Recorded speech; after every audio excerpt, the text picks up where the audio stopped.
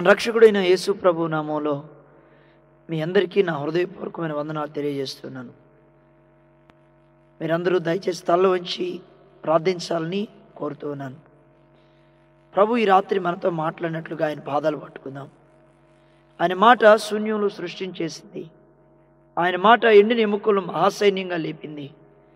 ఆయన మాట చనిపోయిన లాజర్ను తిరిగి బ్రతికించింది. ఆ మాట ఈ రాత్రి నీతో నాతో మాట్లాడి మహా గొప్ప ప్రవక్తలుగా మనల్ని ప్రభు చేయాలని ఆశపడుతున్నాడు.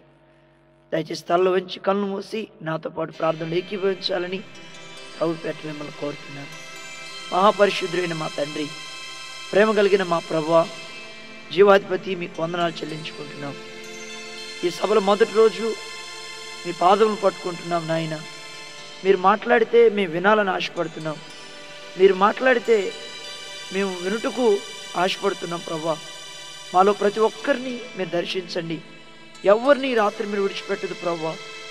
నినివే ప్రజలకు యోనా మీ మాట చెప్పినప్పుడు వారి ఆశీర్వాదాన్ని, ఐశ్వర్యాన్ని కోరలేదు నాయన. వారు తమ యథార్థమైన జీవితం విషయమై పశ్చాత్తాపడ్డారు. వారు ఏ స్థితిలో ఉన్నారో గ్రహించినారు దేవా. ఆ నినివే పట్టణం మీదకి వచ్చిన ఉద్యమాన్ని ఈ రాత్రి పట్టణం మీదకి మీరు పంపించండి. ఎన్నికలే నన్ను మీ సిలువ చాటును మరుగుపరచండి నాయన. మీ గాయాలు నన్ను దాయండి. మీ మాటలు మాత్రమే పంచుకున్నట్టుకు సహాయం చేయండి. ఒక్కొక్కరిని ఈ రాత్రి మీరు కదిలించండి ప్రభువా. ఈ ప్రసంగం అయిపోయిన తర్వాత ఇంత గొప్ప రక్షకుడు మాకున్నాడని ఈ ప్రజలందరూ చెప్పుడుకు సహాయం చేయమని ప్రార్థిస్తున్నాను. సిలువ చెంతకు మీరు వచ్చుటకు కృప చూపించండి. ఈ పట్టణంలో ఇంకా అనేకులు మీ ఎదుకు రానటువంటి వారు ఉన్నారు ప్రభు. మీ వాక్యం అంటే ఇష్టపడినటువంటి ప్రజలు ఉన్నారు. సిలువకు శత్రువులుగా ఉన్నటువంటి వారు ఉన్నారు నాయన. వారి కన్నులు కూడా మీరు తెరవండి ప్రభు. ఈ చిన్నవారిలో ఒక్కరు కూడా నశించిపోవడం మీకు ఇష్టం లేదని మీ వాక్యం సెలవిస్తుంది. ఈ పట్టణం అంతటినీ మీ రక్షణలో తీసుకురండి. వాక్యం దాళంగా రాకుండా ప్రతి అంధకార శక్తుల క్రియలను నజరేయుడైన యేసు నామములో బంధించి ఆజ్ఞాపిస్తూ యేసు పరిశుద్ధ నామములో ప్రార్థన చేసి వేడుకున్నాం తండ్రి, ఆమేన్. దేవుని యొక్క వాక్యంలో యోహాను సువార్త 4వ అధ్యాయము 4వ వచనం దగ్గర నుంచి 9వ వచనం వరకు చదువుకుందాం. ఆయన సమరయ మార్గమున వెళ్ళవలసి వచ్చెను గనుక యాకోబు తన కుమారుడైన యోసేపుకు ఇచ్చిన భూమి దగ్గరనున్న సమరయులోని సుకారును ఒక ఊరికి వచ్చెను. అక్కడ యాకోబు బావి ఉండెను గనుక యేసు ప్రయాణం వలన అలసి ఉన్న రీతినే ఆ బావి ఎద్దు కూర్చుండెను. అప్పటికి ఇంచుమించు 12 గంటలు అయ్యెను. సమరయ స్త్రీ ఒకతే నీళ్లు చేదుకొనుటకు అక్కడికి రాగా యేసు నాకు దాహమునకిమ్మని ఆమెను అడిగెను. ఆయన శిష్యులు ఆహారము కొనుటకు ఊరిలోనికి వెళ్ళి ఉండిరి. ఆ సమరయ స్త్రీ, యూదుడవైన నీవు సమరయ స్త్రీనైన నన్ను దాహమునకిమ్మని ఎలాగడుగుచున్నావని ఆయనతో చెప్పెను. ఎలయనగా యూదులు సమరయులతో సాంగత్యం చేయరు. ప్రియమైనటువంటి దేవుని బిడ్డలారా, ఈ రాత్రి దేవుని యొక్క వాక్యం మనం చాలా శ్రద్ధగా ధ్యానం చేద్దాం. దేవుడు మానవునితో మాట్లాడిన పద్ధతులు అనేక రకాలుగా బైబిల్ గ్రంథంలో ఉన్నాయి. దేవుడు తన ప్రజలతో వాక్యం ద్వారా మాట్లాడినాడు, ప్రార్థన ద్వారా మాట్లాడినాడు, తలంపు ద్వారా, కళ ద్వారా, దర్శనం ద్వారా, దేవోక్తి ద్వారా, ప్రవచనం ద్వారా, దైవ సేవకుల ద్వారా, ఇలాగ అనేక రీతులుగా దేవుడు తన బిడ్డలతో మాట్లాడుతూ వచ్చినాడు. అయితే అన్నిటికంటే శ్రేష్టమైనది ఏంటంటే వాక్యం ద్వారా దేవుడు మనతో మాట్లాడుట. ఎందుకంటే భూమి ఆకాశం గతించినా కూడా ఆయన మాటలు గతించవని దేవుని యొక్క వాక్యం సెలవిస్తూ ఉంది. అంటే మిగతా దర్శనం ద్వారా, కళ ద్వారా మాట్లాడడం తప్పు అనేది కాదు, కానీ దేవుడు మాట్లాడే పద్ధతుల్లో అది కూడా ఒకటి. అయితే అన్నిటికంటే శ్రేష్టమైనది ఏంటంటే వాక్యం ద్వారా దేవుడు మనతో మాట్లాడట. కాబట్టి రాత్రి మన ఆత్మీయ జీవితాలను వాక్య పునాది మీద కట్టుకుందాం. దేవుడి రాత్రి వాక్యం ద్వారా నీతో నాతో ఏం మాట్లాడుతున్నాడో గ్రహించుకుందాం. ఆయన వాక్యానికి లోబడి నీ చిత్తం నేను చేస్తాను ప్రభు అని ఆయన బలిపీఠం మీద మనం సమర్పించుకోవాలని ప్రభు పేరు నేను ఆశపడుతున్నాను. యేసు ప్రభు 33.5 సంవత్సరాలు ఈ లోకంలో ఉన్నారు. 3.5 సంవత్సరాలు ఆయన పరిచర్య చేసినట్టుగా దేవుని యొక్క వాక్యంలో ఎంతో స్పష్టంగా మనకు తెలియపరచబడుతుంది. ఈ 3.5 సంవత్సరాల ఆయన పరిచర్యలో జరిగిన ఒక అద్భుతమైనటువంటి సంభవాన్ని భక్తుడైన యోహాను బైబిల్ గ్రంథంలో చాలా వివరంగా వ్రాసినాడు. యేసు ప్రభు ఒక స్త్రీతో మాట్లాడుతున్నాడు అక్కడ. ఆమె ఏ బావి దగ్గర మాట్లాడుతున్నాడో, ఏ సమయంలో మాట్లాడుతున్నాడో, ఏం మాట్లాడుతున్నాడో చాలా స్పష్టంగా అక్కడ రాయబడి ఉంది. ఆమె యేసు ప్రభు దగ్గరికి వచ్చినప్పుడు ఆమె పాపంతో వచ్చిందండి. అయితే తిరిగి వెళ్ళేటప్పుడు ఆమె పాపంతో వెళ్ళలా, సువార్థికురాలుగా తన గ్రామం కొరకైన భారంతో తిరిగి యేసు ప్రభు దగ్గరికి వెళ్ళింది. ఇక్కడ ఒక విషయాన్ని మనం గమనించాలి. యేసు ప్రభువుని ఆమె ఆహ్వానించలేదు. ఆమె ఎక్కడికి వస్తుందో ఆయన వెతుక్కుంటూ ఆ ప్రదేశానికి వెళ్ళినట్టుగా మన వాక్యభాగంలో చూస్తాం. ఈ రాత్రి దేవుని యొక్క వాక్యంలో యోహాను సువార్త 4వ అధ్యాయము 4వ వచనం ఒకసారి చూద్దాం. ఆయన సమరయ మార్గమున వెళ్ళవలసి వచ్చెను అని రాయబడింది. అంటే అంతకుముందు ఎప్పుడు యేసు ప్రభు ఆ సమరయ మార్గం వెళ్ళలేదా? అయితే ఎందుకు వెళ్ళలేదు? 9వ వచనంలో మనకు ఆ ప్రశ్నకు జవాబు దొరుకుతుంది. యూదులు సమరయులతో సాంగత్యం చేయరు. ఆ విషయం సమరయ స్త్రీయే యేసు ప్రభుతో చెప్తుంది. అంటే ఆమెకు సమాజంలో ఉన్న కట్టుబాట్లు, నియమ నిబంధనలు తెలుసు, కానీ పాపంలో నుంచి మాత్రం బయటికి రాలేదు. ఈ దినాల్లో కూడా సమాజంలో ఉన్నటువంటి నియమ నిబంధనలు అన్నీ ప్రజలకు తెలుసండి, కానీ వారు పాపంలో నుంచి మాత్రం బయటికి రాలేకపోతున్నారు. నశించిన దాన్ని వెదకి రక్షించడానికి ప్రభు ఈ లోకంలోనికి వచ్చాడని లోక 19:10లో దేవుని యొక్క వాక్యం ఎంతో స్పష్టంగా తెలియజేస్తుంది. నువ్వు కూడా ఒకవేళ అదే స్థితిలో ఉన్నావా? ఆ సమరయ స్త్రీతో మాట్లాడిన ప్రభు ఈ రాత్రి నీతో కూడా మాట్లాడుతున్నాడు. ఆయన అక్కడ 9వ వచనంలో యూదులు సమరయులు సాంగత్యం చేయరు అని రాయబడి ఉంది. అంటే యేసు ప్రభు యూదుడు, ఆమె సమరయ స్త్రీ. వారు 2 జాతుల వారు సాంగత్యం చేయరు. అందుకే యేసు ప్రభు ఎప్పుడు అక్కడికి వెళ్ళాల. సహజంగా ఇది వెళ్ళకూడదు, కానీ ఇప్పుడు వెళుతున్నాడు. ఎందుకంటే ఈ ఆత్మ నశించిపోద్దండి. ఒక విషయం మనం పరిశీలన చేసుకుందాం. మనం పాపులం అండి, ఆయన పరిశుద్ధుడు. మన దగ్గరికి ఆయన రాకూడదండి. పరిశుద్ధుడు పాపితో సావాసం ఎలా చేయగలడు? అది చేయకూడదు, కానీ చేయడానికి ఇష్టపడుతున్నాడు. ఎందుకంటే నేను నశించిపోతాను కాబట్టి. నేను అనేక మార్లు ఈ విషయాన్ని అలాగ నేను గుర్తు చేసుకుంటూ ఉంటాను. నా స్థితి ఏంటో ఒకసారి నన్ను నేను పరిశీలించుకుంటూ ఉంటాను. ప్రియమైనటువంటి దేవుని బిడ్డలారా, అక్కడ 6వ వచనంలో ఒక మాట ఉంది. అక్కడ యాకోబు బావి ఉండెను గనుక యేసు ప్రయాణం వల్ల అలసి ఉన్న రీతినే ఆ బావి యొద్ద కూర్చున్నాడు. గమనించినట్టున్నారు మీరందరూ. బైబిల్ గ్రంథం అందరూ తీసి చూడండి. దేవుని యొక్క వాక్యం ఎంతో స్పష్టంగా అక్కడ తెలియపరుస్తుంది. యేసు ప్రయాణం వల్ల అలసిపోయి అక్కడ కూర్చున్నాడంటే, అలసిపోయాడనే మాట ఇక్కడే రాయబడినదండి. ఆయన యేసు ప్రభు సిలువ మోసినప్పుడు అలసిపోయాడనేటువంటి విషయం రాయబడలా. యెరూషలేము వీధుల్లో ఆ సిలువ మోసాడు, భారభరితమైన సిలువ, నిన్ను నన్ను రక్షించే నిమిత్తం. అయితే ఇక్కడ అలసిపోయి కూడా ఆమెతో మాట్లాడడానికి వచ్చాడు. ఏమంటే అలసిపోతే ఇంటి దగ్గర విశ్రాంతి తీసుకోకూడదు? ఆయన తీసుకునే మనసు ఆయనకి లేదు, ఎందుకంటే ఈమె నరకానికి వెళ్ళిపోదు కాబట్టి. ఆయన అలసిపోయినా వచ్చాడు. పిల్లరా, అక్కడ ఒక మాట ఆమెను అడుగుతున్నాడు, అమ్మ దాహానికి నాకు నీళ్ళు ఇవ్వమని. దప్పిక అవుతుందండి ఆయనకి, అయినా కూడా అక్కడికి వచ్చాడు. మిట్ట మధ్యాహ్నం 12 గంటల వేళల్లో వచ్చాడండి అక్కడికి. ఇంకొక మాట ఉంది అక్కడ, గమనించినట్లయితే మీరు, ఆయన శిష్యులు ఆహారం తీసుకురావడానికి ఊరిలోనికి వెళ్ళిపోయారంట. అంటే ఆకలి అవుతుంది ఆయనకి. ఆకలైనా అక్కడికి వచ్చాడు, దప్పికైనా వచ్చాడు, రాకూడదు కానీ వచ్చాడు. అలసిపోయి ఆ బావి దగ్గరికి వచ్చాడండి ఆయన. ఒకసారి ఆలోచన చేశారా ఆయన ప్రేమ ఎంత గొప్పదో? ఇన్ని ఆటంకాలు, అభ్యంతరాలు ఉన్నా ఆ ఒక్క ఆత్మను రక్షించడానికి ఆయన ఆ బావి దగ్గరికి వచ్చాడు. ఒక విషయం గమనించండి. యేసు ప్రభు యాకోబు బావి దగ్గర మీటింగ్ పెట్టినప్పుడు 1000 మంది రాలేదండి, ఒకే ఒక్క స్త్రీ వచ్చింది. ఆ ఒక్క స్త్రీ సువార్థికురాలుగా మార్చబడి వెళ్ళిపోయింది. పాపము కొండ విడిచిపెట్టి వెళ్ళిపోయిందండి. మన సభలకు ఎన్ని 1000 మంది వచ్చారనే దానికంటే మన సభల్లో ఎంతమంది సువార్థికులు లేచారనేదే ముఖ్యం. సంఖ్యను చూసుకోవద్దండి. ఎంతమంది సువార్థికులు లేచారు, ఎంతమంది భారం కలిగినటువంటి వారు మన సభల్లో రక్షణ పొందారు, ఎటువంటి వారిని ప్రభు కొరకు మనం సిద్ధం చేస్తున్నాం. ఒక సమరయ స్త్రీ తన గ్రామాన్నే ప్రభు కొరకు తీసుకురావడానికి సిద్ధపడిందండి. ఎన్నో సంవత్సరాలుగా భారతదేశంలో సువార్త ప్రకటించబడుతుంది, కానీ ఇటువంటి సమరయ స్త్రీలు మన సభల్లో లేగొట్టలేదు. అటువంటి సమరయ స్త్రీలు లేచినట్లుగా మనం ప్రార్థన చేద్దాం. ప్రియమైనటువంటి దేవుని బిడ్డలారా, మరి ఎంత ప్రేమించాడో ప్రభు ఈమెని ఈ వచనాలను బట్టి చూస్తే మనకు అర్థమైపోయింది. అలసిపోయినా, దప్పికైనా, రాకుండా ఉండవలసిన పరిస్థితులు ఉన్నా, ఆకలైనా ఈ ఒక్క ఆత్మ కొరకు ఆయన వచ్చాడు. నిలబడడానికి శక్తి లేక ఆయన కూర్చున్నాడంట. అంటే ఎంత బలహీనంగా ఉన్నాడో ఒకసారి ఆలోచించండి. ఆయన పగలంతా పరిచర్య, రాత్రంతా ప్రార్థన, అయినప్పటికీ ఆయన విడిచిపెట్టలేదండి. ఆయనకి ఈ ఆత్మ పట్ల ఎంత భారం ఉంది. ఆ ఆత్మను ఆమెను ఎంత ప్రేమించాడు ఆయన. ఈ రాత్రి నిన్ను నన్ను కూడా అంతే ప్రేమిస్తున్నాడు. ఆమెను ప్రేమించిన ప్రభు నిన్ను నన్ను కూడా ప్రేమిస్తున్నాడు. ఆమె ప్రభు మాటలకు లోబడిందండి. ఆ ప్రేమకు ఎదుట సాగిలపడింది ఆమె. ఆ ప్రేమ దగ్గర సత్యం చెప్పింది ఆమె. అందుకే ఆమె స్వార్థికురాలుగా తన గ్రామానికి సాక్షిగా ఆశీర్వదించబడినటువంటి వ్యక్తిగా తిరిగి వెళ్ళింది. ఈ రాత్రి నీవు కూడా దేవుని యొక్క వాక్యానికి నువ్వు అలాగ లోబడితే ప్రభు నిన్ను కూడా అలాగ చేయడానికి ఆయన సిద్ధంగా ఉన్నాడు. ఇక్కడ కొన్ని విషయాలను ఈ రాత్రి ప్రాముఖ్యమైన కొన్ని సందర్భాలను మీకు జ్ఞాపకం చేయాలని ఆశపడుతున్నా. బైబిల్ గ్రంథాలు అందరూ తెరిచి చూడాలని నేను ప్రభు పేరట మనవి చేస్తున్నా.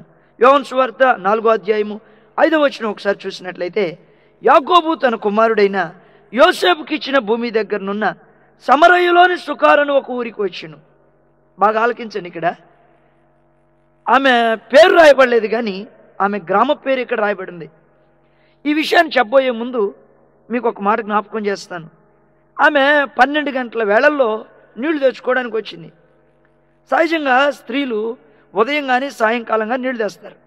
కానీ ఈమె ఎప్పుడు తెస్తుందంటే నీళ్లు మిట్ట మధ్యాహ్నపు వేళలో నీళ్లు తెస్తుంది. మరి ఇది ఈమె మిట్ట మధ్యాహ్నపు వేళలో నీళ్లు తేవడానికి కారణం ఏంటి? మోషే ధర్మశాస్త్రం ప్రకారం వ్యభిచారంలో ఉన్నటువంటి స్త్రీ రాళ్ళు పెట్టి, వ్యభిచారంలో పట్టబడిన స్త్రీని రాళ్ళు పెట్టి రువి చంపాలి. ఇక పాపంలో ఉన్నది కాబట్టి ఉదయమో సాయంకాలం అయితే బావి దగ్గర జనం ఉంటారు కాబట్టి ఎవరు లేని సమయంలో నీళ్లు తెచ్చుకుంటుంది. ఒక కుండ నీళ్లు తెచ్చిపెట్టేవాళ్ళు లేరండి. పాపం ఈ వ్యక్తిని ఏ స్థితిలోని దిగదార్చింది, ఒంటరితనానికి తీసుకొచ్చిందండి. ఏ విధమైనటువంటి సహకారులు లేనటువంటి స్థితికి ఏమి దిగజారిపోయింది. పాపంలో ఉన్నటువంటి వ్యక్తి జీవితం ఇలాగుంటుందని దేవుని యొక్క వాక్యం ఎంతో స్పష్టంగా మనకు తెలియపరుస్తుంది. నువ్వు పాపంలో ఉంటే నీ జీవితం అలాగుంటుందని ఈ రాత్రి గ్రహించాలని ప్రభు పేరట మనవి చేస్తున్నాను పిల్లరా. ఈమె యాకోబు కుమారుడైన యోసేపుకి ఇచ్చిన భూమి దగ్గరనున్న సమరయులోని సుకారను ఊరికి వచ్చిందంట. ఆ ఊరిలో ఆ గ్రామంలో ఆమె నివసిస్తున్నట్టుగా దేవుని యొక్క వాక్యం మనకు సెలవిస్తుంది. అయితే ఈ సుకారను గ్రామం ఎక్కడుందో చాలా వివరంగా రాసించాడండి పరిశుద్ధాత్ముడు. ఆమె పేరు అయితే రాయలేదు, కానీ ఆమె నివసిస్తున్న గ్రామం పేరు, ఆ గ్రామం ఎక్కడున్నదో చాలా స్పష్టంగా రాసించినారు ప్రభు. అయితే దీనికి ఏదో ప్రత్యేకత ఉంది, దాన్ని మనం ధ్యానం చేద్దాం. యాకోబు అబ్రహాము యొక్క మనవడు. దేవునికి స్నేహితుడిగా పేరు సంపాదించుకున్న అబ్రహాము యొక్క మనవడుగా యాకోబు ఉన్నాడు. దేవునితో పోరాడి గెలిచాడు యాకోబు. ఆ యాకోబు అత్యధికంగా ప్రేమించిన రాహేలు యొక్క కుమారుడే యోసేపు. యాకోబు తన జీవిత దినాలు ఈ లోకంలో ముగించినప్పుడు తన కుమారుడైన యోసేపుని ఆశీర్వదించాడు. ఒకసారి మనం ఆదికాండంలోకి వెళ్తే 49వ అధ్యాయం 22వ వచనంలో ఒక మాట ఉంది. యోసేపు ఫలించాడు కొమ్మ, ఊట యొద్ద ఫలించాడు కొమ్మ, దాని రెమ్మలు గోడ మీదకి ఎక్కి వ్యాపించును అని. యాకోబు తన కుమారుడైన యోసేపును ఆశీర్వదిస్తున్నాడు, ఫలించాడు కొమ్మగా ఉండాలని, ఊట యొద్ద ఫలించాడు కొమ్మగా ఉండాలని. వింటున్నారు కదా ప్రియమైన దేవుని పిల్లరా? ఫలించాడు కొమ్మ యోసేపు, ఊట యొద్ద ఫలించాడు కొమ్మ. ఇక్కడ యోసేపు చరిత్రను ఒకసారి మీకు జ్ఞాపకం చేయాలని ఆశపడుతున్నానండి. యోసేపుని తన అన్నలు గోతిలో పడేశారు. మీకు వాక్యం బాగా తెలుసు కాబట్టి ఈ కొన్ని ప్రాముఖ్యమైన సందర్భాలను మాత్రమే మీకు జ్ఞాపకం చేస్తున్నా. ఆ గోతిలో పడేసినప్పుడు దేవుడు ఆ గోతుడిని ఉంచలేదండి, మరలా పైకి తీశాడు యోసేపుని. యోసేపు ఒకసారి అన్యాయంగా చెరసాల్లో వేయబడ్డాడు చేయని పాపానికి. అయితే దేవుడు చెరసాల్లోనే ఉంచలేదు, తీసుకుని వెళ్ళి ఫరో తర్వాత ఫరో అంతటి స్థానానికి దేవుడు యోసేపుని హెచ్చించాడు.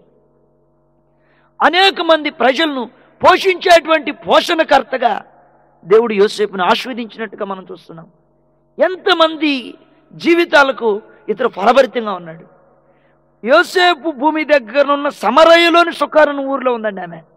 అంటే ఫలించిన వ్యక్తి యొక్క స్థలాలకు దగ్గరగా ఉంది ఆమె. మీరు వింటున్నారని నమ్ముతున్నాను ప్రియులారా. ఈ రాత్రి ప్రభు మనతో మాట్లాడుతున్నాడు. ఆమె ఫలించిన స్థలాలకు దగ్గరగా ఉందండి. మరి ఏం ఫలించిందా? ఫలించలే. ఒక కుండ నీళ్ళ కొరకు మిట్ట మధ్యాహ్నం వేళలో ప్రయాసపడుతుంది. ఒకసారి ఒక వ్యక్తిని అడిగాను, అయ్యా నువ్వు మారు మనసు పొందావా అంటే అతను అన్నాడు, చర్చి పక్కనే సార్ మా ఇల్లు అన్నాడు. అంటే చర్చి పక్కన ఉంటే ఫలిస్తారనా? చర్చి పక్కన ఉంటే పరలోకం వెళ్తారనా? నో కాదండి. ప్రియమైనటువంటి దేవుని బిడ్డలారా, యేసు రక్తంలో కడగబడితేనే మనం పరలోకానికి వెళ్తాం. మన పాపాన్ని యథార్థంగా ఒప్పుకుంటేనే పరలోకం వెళ్తామండి. ఈ మార్గం తప్ప ఇంకొక మార్గం లేదండి. ఫలించే స్థలాలకు నువ్వు దగ్గరగా ఉండొచ్చేమో, కానీ నువ్వు ఎలాగున్నావు? ఈ పట్టణంలో ఎన్ని సభలు జరిగినాయండి, ఎంతమంది దేవుని యొక్క వాక్యం విని ఫలించారు. ఎంత దగ్గరగా ఉన్నది దేవుని యొక్క వాక్యం. ఉత్తర భారతదేశంలో ఇంత స్వేచ్ఛ లేదండి దేవుని యొక్క వాక్యాన్ని ప్రకటించడానికి. ఎన్నో రకాలైన ఆటంకాలు ఉన్నాయి, ఎన్నో రకాలైన ఇబ్బందులు ఉన్నాయి. అయితే దేవుడు మన ఆంధ్రప్రదేశ్ని ప్రేమించాడండి, మన గుంటూరు జిల్లాని ప్రేమించాడండి ఆయన. ఆంధ్రప్రదేశ్లో గుంటూరు జిల్లా క్రైస్తవుల శాతం 6.59% ఉందండి. కృష్ణా జిల్లా క్రైస్తవుల శాతం 5.59% ఉంది. అదే కరీంనగర్కి వెళ్తే 0.2 ఉందండి. మహబూబ్ నగర్కి వెళ్తే 0.3% ఉంది. మరి ఆ జిల్లాలతో పోల్చుకుంటే మన జిల్లాలో ఎంత ఎక్కువ క్రైస్తవులు ఉన్నాం, ఎంతగా దేవుని యొక్క వాక్యం విత్తబడుతుంది, ఎంతగా దేవుని యొక్క వాక్యం విత్తబడుతూ ఉండగా మనం ఇంకా ఫలాలు లేనటువంటి స్థితిలో ఉన్నామా? ఈమె ఫలించే స్థలాలకు దగ్గరకు ఉందండి. దేవుని యొక్క వాక్యం నీకు సమీపంగా దగ్గరగా ఉంది ఈ దినాల్లో, ఈ జిల్లాల్లో. కన్ను ఫలించలా, ఇంకా పాపంలోనే ఉన్నావు. ఆచార క్రైస్తవుడుగా ఇంక నువ్వు జీవించొద్దండి. ఈ పాత జీవితానికి రాత్రి సమాధి పలకాలని ప్రభు పేరు నేను ఆశపడుతున్నా. ఫలించే స్థలాలకు దగ్గరగా ఉండి ఇంకా పాపంలో ఉంటే ప్రభు ఈ రాత్రి పిలుస్తున్నాడు. ఆ సమరయ స్త్రీని ప్రేమించి మాట్లాడిన ప్రభు ఈ రాత్రి నీతో కూడా మాట్లాడుతున్నాడు. ఆయన ఎండిపోయినటువంటి స్థితిలో ఉన్న నీవు ఈ రాత్రి ఆయన పాదముల దగ్గర నువ్వు వాలిపోవాలని ప్రభు పేరు నేను ఆశపడుతున్నా.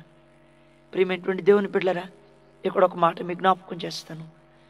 దేవుడు ఇశ్రాయేలుకి పాలు తేనెలు ప్రవహించే దేశం ఇస్తానని సెలవిచ్చాడు. పగలు మేఘస్తంభంలో, రాత్రి అగ్నిస్తంభంలో ఉండి దేవుడు వారిని నడిపించాడు. దేవదూతలు తినే మన్నా వారికి ఇచ్చాడండి. బండను చీల్చి దాహాన్ని తీర్చాడు. కానీ వీళ్ళందరూ కానానికి వెళ్ళలేదండి. నీళ్లు తాగిన వాళ్ళు, దేవుని చేత పోషించబడిన వాళ్ళు, దేవదూతలు తినే మన్నా తిన్నోళ్ళు, పగలు మేఘస్తంభంలో, రాత్రి అగ్నిస్తంభంలో దేవుని చేత నడిపించబడిన వాళ్ళు, వాగ్దానాల గురించి విన్నటువంటి ప్రజలు కానాను చేరలేదు. యెహోషువ, కాలేబులు తప్ప మిగతా వారందరూ అరణ్యంలో రాలిపోయినట్టుగా దేవుని యొక్క వాక్యం సెలవిస్తుంది. కారణం ఏంటంటే వారు అవిధేయ హృదయులండి. దేవుని యొక్క వాక్యానికి వారు అవిధేయులు. దేవుని మాటను వారు నిర్లక్ష్యం చేశారు. వారి జీవితాల మధ్యలో రాలిపోయినాయి. ఈ చివరి దినాల్లో మీకు ఈ మాట జ్ఞాపకం చేస్తున్నా. నువ్వు మీటింగ్కి వచ్చావా, కానుక ఇచ్చావా, ఇవి ముఖ్యం కాదు, కానీ నీ హృదయం మారింది అనేదే ముఖ్యం. ఈ కానాను యాత్రలో నువ్వు గమ్యం చేరాలి పడాలి అంటే నీ పాప క్షమాపణ నీ చేతను పొందినటువంటి వ్యక్తిగా నువ్వు చేయబడాలి. ఇది ఖచ్చితమండి. అంతర్జాతీయ స్వార్థికుల్ని ఇంటికి వచ్చి నీ తల మీద చేతులు పెట్టి ప్రార్థన చేసినా నువ్వు మారు మనసు పొందకపోతే పరలోకానికి వెళ్ళవు. పాపాన్ని ఒప్పుకోకుండా నువ్వు పరలోకం వెళ్ళలేవు. ప్రియులారా, ఈ రాత్రి ప్రభు మనల్ని హెచ్చరిస్తున్నాడు. ఫలించే స్థలాలకు దగ్గరగా ఉండి ఎండిపోయినటువంటి స్థితిలో నీవు ఉండొద్దు. రెండో విషయం ఇక్కడ మీకు జ్ఞాపకం చేస్తాను. ఈ సమరయ స్త్రీ గురించి యాకోబు బావి దగ్గర వచ్చిందంట ఆమె. ఈ బావి గురించి కొన్ని విషయాలు ఉన్నాయండి. 11వ వచనం చదివితే, అప్పుడు ఆ స్త్రీ, అయ్యా ఈ బావి లోతైనది. యేసు ప్రభుతో సమరయ స్త్రీ చెప్తుంది, అయ్యా ఈ బావి లోతుగా ఉంది అని. 15వ వచనం చదివితే అక్కడ మాట ఉంది, ఆ స్త్రీ ఆయన్ను చూచి, అయ్యా నేను దప్పికొనుకున్నట్లును చేదుకొనుటకు ఇంత దూరం రాకుండానట్లును ఆ నీళ్లు నాకు దయచేయమని అడుగగా, యేసు ప్రభుతో ఆ సమరయ స్త్రీ ఎంత బాగా చెప్తుందో చూడండి. అయ్యా బావి లోతు, ఆ బావి చాలా దూరం ఉంది, ఇంత దూరం రాకుండా ఉండేటట్లు అని అడుగుతుంది. అంటే ఆ బావి లోతని, ఆ బావి దూరం అని ఆమెకు తెలుసండి. మరి దూరమైన ఆ బావి దగ్గరికి రాకపోతే దగ్గరైన బావి ఎత్తుక్కోకూడదా? లోతైన ఆ బావికి తప్పితే లోతు తక్కువ ఉన్నటువంటి బావులు లేవా ఆ సుకారణి గ్రామంలో? బాగా ఆలకించండి. ఒకే గ్రామంలో ఒక్క బావి ఉంటే సరిపోద్దా? స్త్రీలందరూ ఆ బావి దగ్గర ఎటువంటి వాదోపవాదాలు అక్కడ జరుగుతాయి. ఒక బావి కాదండి, చాలా బావులు ఉండడానికి అవకాశం ఉంది. కానీ అన్ని బావుల్లో నీళ్ళు ఏమి తాగదు. ఎందుకంటే ఈమెకి యాకోబు గురించి తెలుసు. 12వ వచనం ఒకసారి చదివితే, తానును తన కుమారులను పశువులను ఈ బావి నీళ్లు త్రాగి మాకిచ్చిన మన తండ్రి అని యాకోబు కంటే నువ్వు గొప్పవాడవా అని ఆయన అడిగిన. అంటే సమరయ స్త్రీ పాపంలో ఉంది, కానీ యాకోబు చరిత్ర ఆమెకు తెలుసు. చరిత్రలు తెలిసినంత మాత్రాన పరలోకం చేరవండి. చరిత్రలు ఎరుగునంత మాత్రాన పాపంలో నుంచి బయటకు వస్తామని అనుకోవద్దు. పాపాన్ని ఒప్పుకొని విడిచిపెట్టుటే మన జీవితాలకు శ్రేష్టకరమైంది. అది శ్రేయస్కరమైంది, మర్చిపోవద్దు. ఈమె యాకోబు చరిత్ర తెలుసు. అందుకే యాకోబు తవ్వినటువంటి బావుల్లో నీళ్లు తాగడానికి ఆమె అక్కడికి వచ్చింది. దూరమైన అక్కడికే వస్తుంది, లోతైన అక్కడికే వస్తుంది, కష్టమైన నష్టమైన అక్కడికే వస్తుంది. ఎందుకంటే యాకోబు గురించి ఆమెకు బాగా తెలుసండి. దేవుని యొక్క వాక్యంలో యాకోబు గురించి ఒక మాట ఉంది, నువ్వు మనుషులతోనూ దేవునితోనూ పోరాడి గెలిచిదువు కాబట్టి నీ పేరు యాకోబు కాదు, ఇక మీదటి ఇశ్రాయేలు అనబడుతుందని. దేవుడు ఆ యాకోబు యొక్క పేరును మార్చాడు. మనుషులతో గెలిచాడు ఆ యాకోబు, దేవుని దగ్గర కూడా గెలిచాడు. ఈ విషయాన్ని మేము మర్చిపోవద్దండి. ప్రియమైనటువంటి దేవుని పిల్లరా, మనుషుల కళ్ళు అయితే కప్పుతామండి, దేవుని దగ్గర ఎలా గెలవగలం? దేవుని దగ్గర కూడా పోరాడి గెలిచాడంటే ఈ వ్యక్తి. దేవునితో పోరాడి గెలిచినటువంటి బావుల్లో నీళ్ళు ఏమో తాగిందండి. మరి ఏం పాపంలో పోరాడిందా, రాజీ పడిపోయిందా? పాపానికి బానిస అయిపోయింది సుమా. ప్రియమైనటువంటి దేవుని పిల్లరా, ఇక్కడ ఒక విషయాన్ని గమనించండి. యాకోబు బావి నీళ్లు మాత్రమే తాగుతుంది ఆమె. చాలామందికి సాదాసీదా సందేశాలు ఆనవండి. ఈరోజు ప్రసంగికులు ఎవరు అని అడుగుతారు, ఇంటర్నేషనల్ ఇవాంజలిస్టా అయితే వస్తారండి. ప్రవచన ఎవరు ఉందా, అందుకే వస్తారు. ఆయనలో ఏ టాలెంట్ ఉంది, ఆయనకి ఎంత నేమ్ ఉంది, ఆయనకి ఎంత గుడ్ విల్ ఉంది, ఇలాగ ఆలోచించి సభలకు వచ్చేటువంటి ప్రజలు ఎక్కువైపోయారు ఈ దినాల్లో. అయితే ఎంత లోతైనటువంటి నీళ్లు ఏమో తాగుతున్నా ఏం బ్రతుకు మారలా. నీవు కూడా అంతర్జాతీయ సువార్థికుల సందేశాలను విన్నావు, మారిందా నీ జీవితం? మారలేదు కదా. అందుకే ప్రభు మరొక తరుణం నీకు ఇచ్చాడండి. ఆయన మరొక అవకాశం ఈ రాత్రి నీకు ఇస్తున్నాడు. ఆలోచన చేస్తున్నావా? ఈ రాత్రి యాకోబు బావి నీళ్లు తాగింది, పోరాడి గెలిచినటువంటి వారి బావుల్లో నీళ్లు తాగింది. ఏ పాపంలో రాజీ పడిపోయి బతుకుతుంది. నీవు కూడా ఎన్నో సందేశాలు విని, ఎంతో వాక్యం విని ఇంకా చలనం లేనటువంటి స్థితిలో ఉంటే ప్రభు నిన్ను పిలుస్తున్నాడు. ప్రియుడా, ప్రియమైన దేవుని పిల్లరా, రాత్రి దేవుని యొక్క వాక్యం మనతో మాట్లాడుతుంది. 20వ వచనం ఒకసారి చూస్తారా? యోహాను సువార్త 4వ అధ్యాయము 20వ వచనం. మా పితరులు ఈ పర్వతం ముందు ఆరాధించిరి గాని ఆరాధింపవలసిన స్థలం యెరూషలేములో ఉన్నదని మీరు చెప్పుదురని ఆయనతో అనగా, యేసు ప్రభుతో ఈమె కొన్ని విషయాలు మాట్లాడుతుంది. ఆ విషయాలు ఏంటంటే శరీర సంబంధమైన విషయాలు కాదండి, ఆత్మ సంబంధమైన విషయాలు. మీరు వింటున్నారు, నేను నమ్ముతున్నాను. అంటే ఆత్మ సంబంధమైన విషయాలు మాట్లాడుతున్న ఈమె పాపంలో నుంచి బయటికి రాలేదు. ఇక్కడ గ్రహించాలి మనం, ఆత్మ సంబంధమైన విషయాలు మాట్లాడే వాళ్ళందరూ మారుమనసు పొందినోడు కాదు. తాగుబోతోళ్ళు కూడా ఈ దినాల్లో ఆత్మ సంబంధమైన విషయాలు మాట్లాడుతున్నారు. పాపములో ఉన్న వాళ్ళు కూడా ఇది మాట్లాడుతున్నారు, వాళ్ళ పాపం కనబడకుండా ఉండే నిమిత్తం. ఏమో కూడా తన పాపం ఆ స్థితిలో ఉండి ఏమంటది, ఆరాధన విషయాలు యేసు ప్రభుతో చెప్తుంది. ఆలకించండి ప్రియులారా, ఈమె జీవితం ఏమో మాట్లాడేటువంటి విషయాలు యేసు ప్రభుకి ఏమో బోధిస్తుందండి. బాగా ఆలకించినట్లయితే 3 పాయింట్స్ ఇక్కడ ఉన్నాయి. ఎవరు ఆరాధించారో, ఎక్కడ ఆరాధించారో, ఎక్కడ ఆరాధించాలో ఈమె అన్ని విషయాలు చెప్తుంది. అయ్యా, మా పితరులు ఆరాధించారు, ఆరాధింపవలసిందేమో యెరూషలేములో, వాళ్ళు ఆరాధిస్తుందేమో ఈ పర్వతం ముందు, వాళ్ళకి తెలియదయ్యా అని చెప్తుంది. చేసేది పాపమే అయినా ఆరాధించిన వాళ్ళు ఎవరో తెలుసు ఈమెకి. ఎక్కడ ఆరాధించాలో తెలుసు, ఎక్కడ ఆరాధిస్తున్నారో తెలుసండి. పాపములో ఉన్న ఈమె ఇతరులకు సలహా ఇచ్చేటువంటి స్థితిలో ఉంది. నీవు కూడా ఇతరులకు సలహా ఇస్తూ నీవు పాపంలో ఉన్నావా? అది నీ జీవితానికి ఆశీర్వాదమా? నీవు మారకుండా ఇతరులకు సలహా ఇవ్వడం వలన ఉపయోగం ఏంటి? దేవుని యొక్క వాక్యం నీవుగా కొనకుండా ఇతరులకు చెప్పడం వలన ప్రయోజనం ఉందా? ఒకసారి ఒక ఆయన అన్నాడు, బ్రదర్ నేను ప్రసంగిస్తానండి అన్నాడు. ఏం ప్రసంగిస్తావయ్యా అని అడిగితే అతను చెప్పాడు, 12 మీద ప్రసంగిస్తానండి అన్నాడు. 12 గంపలు, 12 మంది శిష్యులు, 12 గోత్రాలు, ఇలాగ 12 మీద చాలా చెప్పుకుంటూ వచ్చాడు. సరే అంతా విని నువ్వు మారుమనసు పొందావయ్యా అంటే అది మాత్రం నన్ను అడగొద్దు అన్నాడు. 12 మీద ప్రసంగం చేయగలడు కానీ మారుమనసు పొందిన అనుభవం లేదండి. నీవు కూడా అలాగే ఉన్నావు. నీ ప్రసంగిస్తున్నావో లేదో ఈ రాత్రి ప్రభు అడగడలా. నీకు ఎంత వాక్యం తెలుసో అని ప్రభు అడగడలా. నీకు ఎన్ని విషయాలు తెలుసో అని ప్రభు అడగడలా. నీ హృదయాన్ని ప్రభుకి ఇచ్చావా? అదే అడుగుతున్నాడు ఆయన. నీ జీవితంలో ప్రభువుకు చోటుందా? అదే అడుగుతున్నాడు.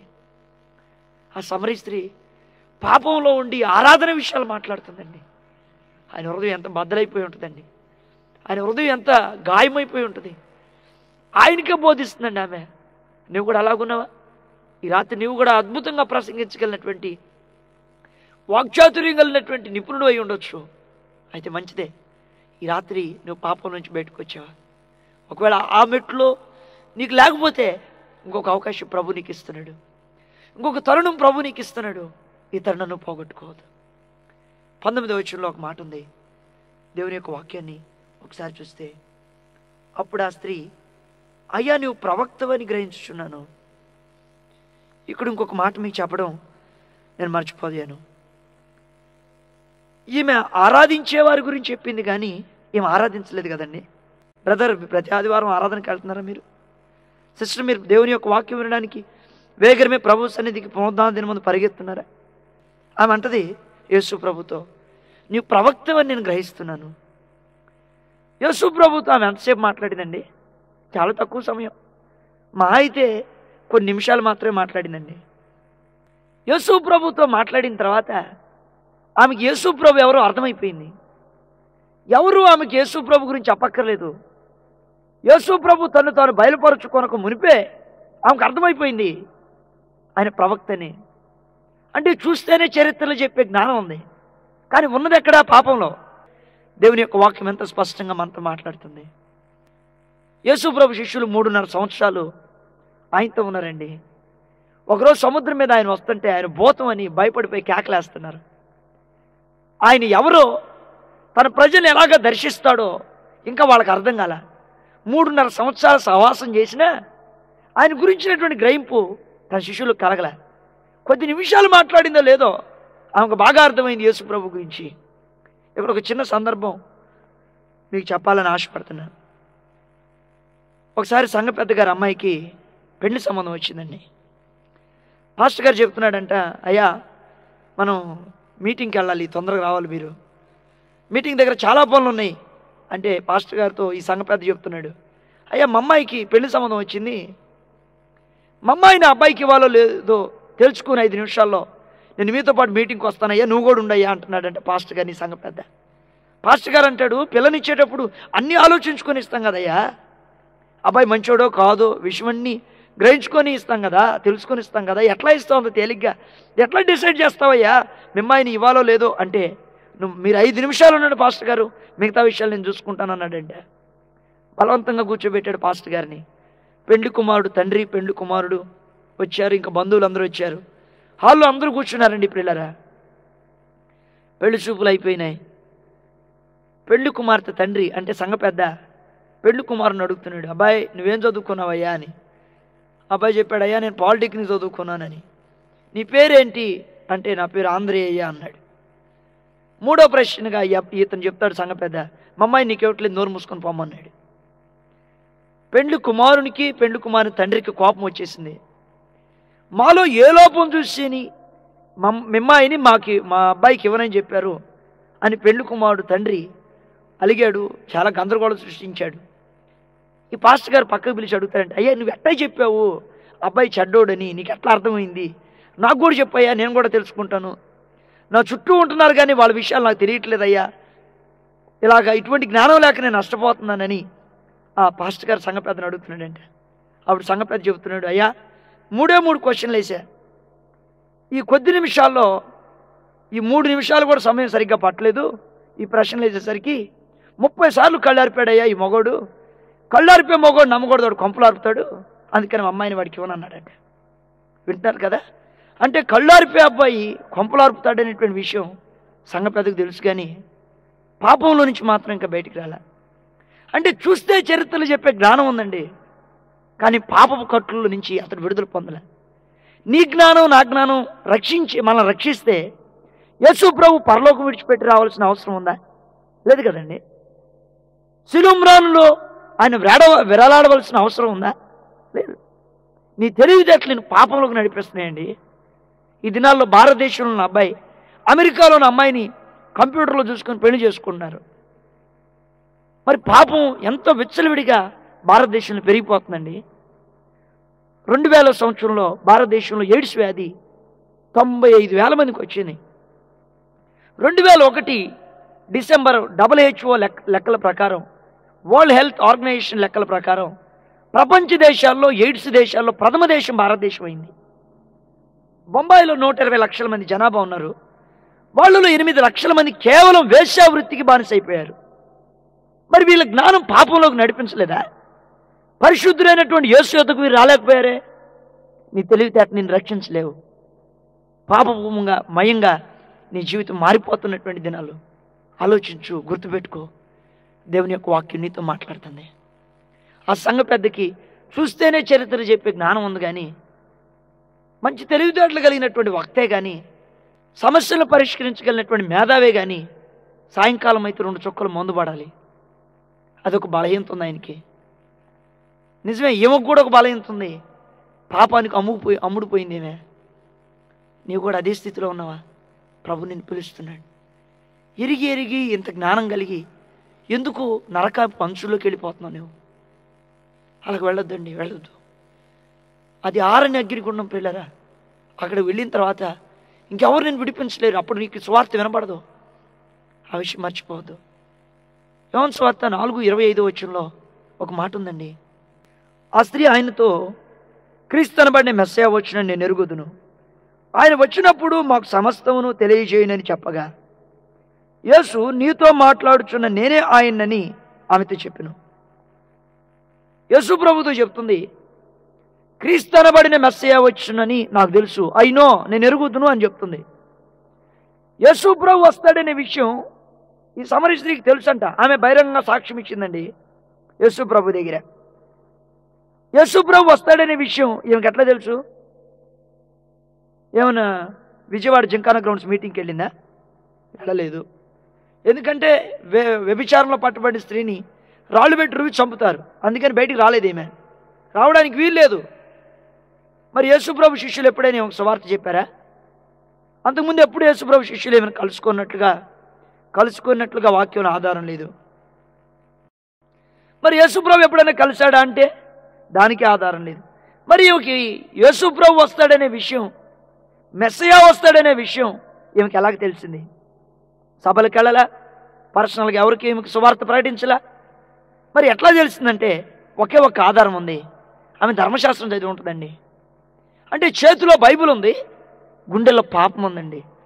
అంటే పక్కన వాక్యం చదువుతూ ఉంది, పాపంలో పొరలాడుతూ ఉంది. నువ్వు కూడా అలాగే ఉన్నావు కదండి. నీ జీవితం కూడా అలాగనే ఉంది కదా. ఓ ప్రక్కన దేవుని యొక్క వాక్యం నీ చేతిలో పట్టుకొని మరో ప్రక్కన పాపంలో పొరలాడుతున్న అనుభవం ఉందా? ఇప్పుడు నీకు 5 పెనిమిట్లుండ్రి, ఇప్పుడున్న వాడు నీ పెనిమిట్ కాదు. ఎంత సత్యం అండి! ఎటువంటి స్థితిలో ఉందండి ఈమె? ఎంత భయంకరత్వంలో ఈమె జీవితం మునిగిపోయింది. నీవు కూడా అదే స్థితిలో ఉన్నావా? ఎరిగి పాపానికి అమ్ముడుపోయావా? రాజీ పడిపోయావా? వాక్యం ఆమె హృదయంలో పని చేయలేదండి. అన్నీ తెలిసి చెడిపోయిందండి ఆమె. మహాజ్ఞాని అండి, మహాతత్వవేత్త, యేసు ప్రభుకే బోధించినటువంటి మహా వాగ్దాటి కలిగినటువంటి వ్యక్తి. ఈమెతో ప్రభు మాట్లాడుతున్నాడు. ఇక్కడ ఇంకొక విషయం మీకు చెప్పాలని ఆశపడుతున్నా. మన హృదయంలో ఏమన్నదో అదే ముఖ్యం. ఆమె చేతిలో బైబిల్ ఉంది, గుండెలో పాపం ఉంది. సంసోను కూడా తల మీద అభిషేకం ఉంది, కానీ దౌడేముకు తీసుకుని 1000 మందిని చంపగలడు, కానీ గుండెల్లో దెలీలా ఉంది. ఆదాము కూడా ఏదైనా తోటలో ఉన్నాడు. ఉన్నది ఏదైనా తోట, మాట్లాడేది ప్రభుతో, తిన్నదేమా తినకూడదని తిన్నాడు. నీవు కూడా అలాగనే ఉన్నావా? నీ సహవాసం, నీ స్నేహబంధాలు దేవునితో చెప్పుకొని పాపంతో మైత్రి బంధాన్ని నెలకొల్పుతున్నావా రహస్యంగా? ఎవరికి తెలియదు అనుకుంటున్నావా? ప్రభు నిన్ను చూస్తున్నాడు. నిన్ను చూస్తున్నాడండి. ఆ సమరీ స్త్రీ అంతరంగ హృదయాన్ని లోతుగా చూసిన దేవుడు ఇదిగో ఈ రాత్రి నిన్ను కూడా చూస్తున్నాడు. ఆయన నిన్ను మర్చిపోయేవాడు కాదు. ఆయన తన స్వారూప్యంలో నిన్ను చేసుకున్నాడండి, తన రూపంలో చేసుకున్నాడు నిన్ను. నేను నిన్ను మర్చిపోజాలును అని చెప్తున్నాడు ప్రభు. చూడు, నా అరచేతుల మీద నిన్ను చెక్కున్నా అని చెప్పాడు ఆయన. గర్భాలు పుట్టిన బిడ్డను తల్లైనా మరుస్తుందేమో కానీ నేను నిన్ను మరువనన్నాడండి ఆయన. ప్రియమైనటువంటి దేవుని పిల్లరా, ప్రియమైనటువంటి సహోదరులరా, ఈ రాత్రి ప్రభు మనతో మాట్లాడుతున్నాడు. ఈమె 9వ వచనంలో చెప్తుంది, అయ్యా నువ్వు యూదుడివి, సమరయ స్త్రీని నేను, అసలు నీకు నాకు సంబంధమే లేదని చెప్పింది. 12వ వచనంలో చెప్తుంది, ఆ నీళ్లు త్రాగి మనకిచ్చిన మన తండ్రి అయిన యాకోబు కట్టి నువ్వు గొప్పవాడు అని. 9వ వచనంలోనేమో నీకు నాకు అసలు సంబంధమే లేదయ్యా అని చెప్పింది. 12వ వచనంలోనేమో మన తండ్రి అయిన యాకోబు కట్టి నువ్వు గొప్పవాడు అని చెప్తుంది. ఈ 2 వచనాలకు కొంచెం డిఫరెన్స్ ఉందండి. అక్కడేమో అసలు నీకు నాకు సంబంధమే లేదని, ఇక్కడేమో కలుపుకుంటుంది. అవసరమైతే తెంపుకోగలదు, అవసరం అనుకుంటే కలుపుకోగలదు. వీళ్ళతో ఏమీ ఉపయోగపడరా వీళ్ళు అనుకుంటే కొంతమంది మంచిని కూడా ఇవ్వరండి. వీళ్ళతో కొంచెం పని అవుద్ది అనుకుంటే వాళ్ళు పడేటువంటి ఇక్కట్లు వాళ్ళతో అలా చేస్తుంటారు. అంటే ఈమె సమయానుకూలంగా వివరించేటువంటి జ్ఞాని. అయితే ఈమె జ్ఞానం ఈమె రక్షించలేదు. మన జ్ఞానం ఎక్కడైనా పని చేయొచ్చండి, కానీ యేసుప్రభు దగ్గర మాత్రం పని చేయదు. ఆ విషయం మర్చిపోవద్దు. నీ తెలివితేటలు, నీకున్న జ్ఞానం యేసుప్రభు దగ్గర సున్నా. ఆ విషయం మర్చిపోవద్దు. నువ్వు ఎటువంటి స్థానంలో ఉన్నా, ఏ హోదాలో ఈ రాత్రి ఈ సభలకు వచ్చినా, నువ్వెటువంటి ప్రఖ్యాతిగాంచిన ప్రముఖుడు అయిన ఈ పట్టణంలో ఒక విషయం గుర్తుపెట్టుకో, యేసు ప్రభు దగ్గర మాత్రం నీ జ్ఞానం చెల్లదు, నీ జ్ఞానం వ్యర్థం. ఆ విషయం మర్చిపోవద్దు. సమరీ స్త్రీ జ్ఞానం వ్యర్థం కాలేదా? అది కొట్టివేయబడలేదా?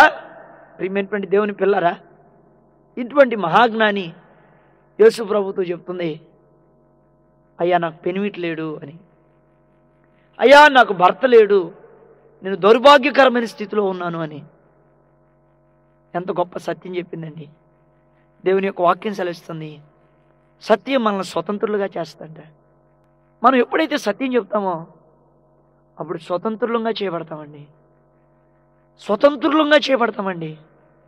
ఈ రాత్రి బందీగా ఉండాలనుకుంటున్నావా? స్వతంత్రుడుగా ఉండాలనుకుంటున్నావా? పాపానికి బానిసగా ఉండాలనుకుంటున్నావా? క్రీస్తుకు సాక్షిగా స్వార్థికుడుగా మారాలనుకుంటున్నావా? ఏ నిర్ణయంతో ఈ సభ నుంచి వెళ్ళిపోవాలనుకుంటున్నావు? ఏ తీర్మానంతో ఈ ప్రాంతాన్ని విడిచిపెట్టేయాలనుకుంటున్నావు? దేవుని యొక్క ఆత్మ ఈ రాత్రి నీతో మాట్లాడుతుంది. నా సొంత తలుపులేవి ఈ రాత్రి మీతో చెప్పడానికి నాకు ఇష్టం లేదు. దేవుని ఆత్మలను ప్రేరేపిస్తున్నట్టుగా మాత్రమే ఆయన వాక్యం మీద ఆనుకొని, ఆయన శిలువను పట్టుకొని ఈ రాత్రి దేవుని యొక్క వాక్యాన్ని మీకు చెప్తున్నాను. ప్రియమైనటువంటి దేవుని పిల్లరా, ఈ రాత్రి ఆయన వాక్యానికి లోబడతావా? ఒక మాట ఒక వ్యక్తిని మారుస్తుంది, ఒక వ్యక్తి ఒక దేశాన్ని మారుస్తాడు. సమరీ స్త్రీని ఆయన మాట మార్చింది, సమరీ స్త్రీ గ్రామాన్నే కదిలించింది. ఈ రాత్రి నిన్ను ఆయన మాట మార్చగలిగితే ఈ భారతదేశం సిలువ దేశంగా, సువార్త దేశంగా మారడానికి దేవుడిని వాడుకుంటాడు. ఆమెను వాడుకున్న దేవుడు నిన్ను వాడుకోలేడా? సిద్ధం ఆయన వాడుకోవడానికి. నువ్వు సిద్ధంగా ఉన్నావా? దేవుని చేతుల్లో నీ జీవితం పెట్టి ఆయన చేతిలో వాడబడేటువంటి సాధనంగా చేపట్టడానికి.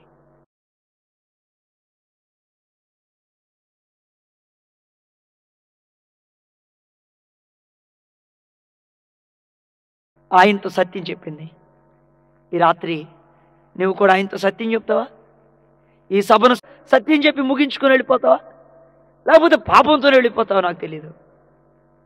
ప్రకటించడం వరకే మా బాధ్యత అండి. ప్రార్థన చేయడం మా వంతు. అయితే నిర్ణయం తీసుకోవటం అనేది అది మా చేతుల్లో లేదు, అది మీ చేతుల్లో ఉంది. నీ ఇష్టం ఏ తీర్మానం తీసుకుంటావు. మా మామయ్య ఒక ఆయన ఉండేవాడు, మా చిన్న మామయ్య. ఆయనకి యేసు ప్రభు అంటే ఏమాత్రం ఇష్టం ఉండేది కాదు. ప్రభుని విశ్వసించి వారు కూడా ప్రార్థనకు వస్తున్నారు. మా అత్తయ్య ఎప్పుడూ ఒక మాట అడుగుతుండేది, అయ్యా మా ఇంటి దగ్గర ప్రార్థన పెట్టండి, ప్రార్థన పెట్టండి అని. సరే ఒకరోజు వీలు చూసుకొని బైబిల్ కాలేజ్ స్టూడెంట్స్తో అక్కడ ఒక చిన్న ప్రార్థన కూడికను ఏర్పాటు చేశారు. వాక్యం చెప్పాను, ముగించేశాను, వచ్చేసాం మేము. ఒక 22 రోజులు గడిచిపోయినాయి. మా పెద్ద మావయ్య గారి ఇంటి ప్రక్కనే మా చిన్న మావయ్య గారి ఇల్లు. ఒక 22 రోజులు గడిచిపోయిన తర్వాత ఆయన గేదెలకి గడ్డి తీసుకొద్దామని పొలం వెళ్ళాడు. రైల్వే ట్రాక్ మీద నడుచుకుంటూ వెళ్ళి ఆ గడ్డి తీసుకొని దాన్ని భుజం మీద పెట్టుకొని తువాలు తలకి చాలా గట్టిగా చుట్టుకొని తిరిగి వస్తున్నాడు. ఆ ట్రాక్ మీద తిరిగి వచ్చేటప్పుడు ఆ ట్రైన్ చాలా వేగంగా వస్తుంది. ఆ రైల్వే ట్రాక్ మీద ఆ శబ్దం ఈయనకి వినపడలేదండి. ఆ ట్రాక్ మీద నడిచి వస్తున్న ఈయనకి ఆ రైలు వచ్చి గుద్దేసింది. ముందున్న పోల్స్, ఆ దిమ్మెలు ఈయన పొట్ట కొట్టినాయి. బాడీ మధ్యకు చీలిపోయిందండి. ప్రేగులు, గుండె భాగాలు చల్లా చెదురైపోయినాయి. దుఃఖకరమైన విషయం ఏంటంటే ఆయన ఏ గడ్డిలో మోపైతే తీసుకొని వస్తున్నాడు. ఆ గిడ్లుని చుట్టి ట్రాక్టర్లో వేసుకుని ఇంటికి తీసుకొచ్చారు. ఎక్కువ సమయం ఆయన ఇంటి దగ్గర ఉంచడానికి వీలు పడలా. నాకు చాలా దుఃఖం మిగిలింది. ఎందుకంటే 22 రోజులే దేవుడు అతనికి అవకాశం ఇచ్చాడు. మరలా సువార్త వినే అవకాశం ఆయనకి లేదండి. రేపు మనది కాదు ప్రియులరా, ఈరోజే ఈ రాత్రి మనది. సాతాను ఎప్పుడు రేపటి గురించి చెప్తుంది, దేవుడు ఎప్పుడు ఈ రోజు గురించి చెప్తాడు. ఇది అనుకూలమైన సమయం అండి. ఇది రక్షణ పొందే దినం. ఇది నీ జీవితంలో యథార్థతను దేవుని దగ్గర ఒప్పుకునే దినం ప్రియుడా. ఈ దినం దాటిపోతే రేపు నువ్వు చూస్తావో లేదో నాకు తెలియదు. నీటి మీద బుడగ లాంటిదండి నీ జీవితం. ఇప్పుడు కనిపించి కాసేపట్లో మాయమైపోయే ఆరు లాంటిది. ఈ జీవితంలో ప్రభు లేకపోతే, రక్షకుడు లేకపోతే, పాపంలోనే నువ్వు చనిపోతే నరకానికి వెళ్ళిపోతావండి. అగ్నిగుండానికి వెళ్ళిపోతావు. అప్పుడు ఎవరు నేను విడిపించలేరు. ఆ జీవితం నీకు దూరం అవ్వాలని నేను ఆశపడుతున్నానండి.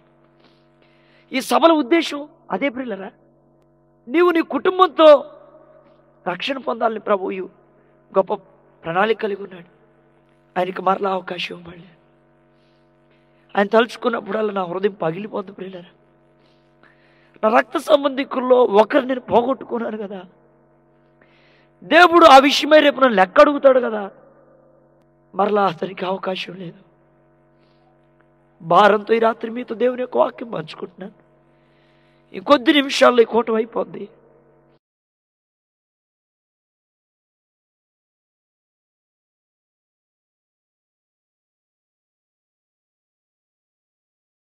వచ్చిన స్థితిలో నువ్వు తిరిగి వెళ్ళొద్దు. ప్రేమైనటువంటి దేవుని పెట్టారా, ఈ రాత్రి ప్రభు మాటలకు మనం సాగిలపడదాం. ఆయన బలిపీఠం మీద మన జీవితాలను సమర్పించుకుందాం. మనం ఎవరమో యథార్థంగా ఆయనతో చెప్దాం. మనం ఏ స్థితిలో ఉన్నామో ఆయన దగ్గర ఒప్పుకుందాం. ఈ సమర స్త్రీ ఎప్పుడైతే ఆయనతో మాట చెప్పిందో, శిష్యులు ఊర్లో నుంచి ఆహారం తీసుకొని యేసు ప్రభు దగ్గరికి, యాకోబు దగ్గరికి వస్తున్నారు. గొప్ప అద్భుతమైనటువంటి విషయం ఇక్కడ జరిగింది పిల్లరా.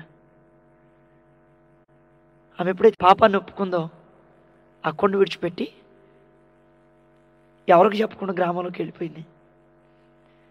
యేసు ప్రభుతో గ్రామంలోకి వెళ్తుందని చెప్పినట్టుగా మనకు వాక్యంలో అక్కడ కనబడదు. నా జీవితం అంతా చెప్పాడండి ఆయన క్రీస్తు కాడా అని ఆ గ్రామస్తులకి తెలియజెప్పడానికి వెళ్ళింది. పాపాన్ని ఒప్పుకున్న తర్వాత ఎన్ని రోజులు తన ఇంట్లో కూర్చుందండి ఆమె? కూర్చోలేదండి పిల్లరా, కూర్చోలేదు. గమనించండి, ఆమె ఇంటికి వెళ్ళాలా, గ్రామంలోనికి వెళ్ళింది.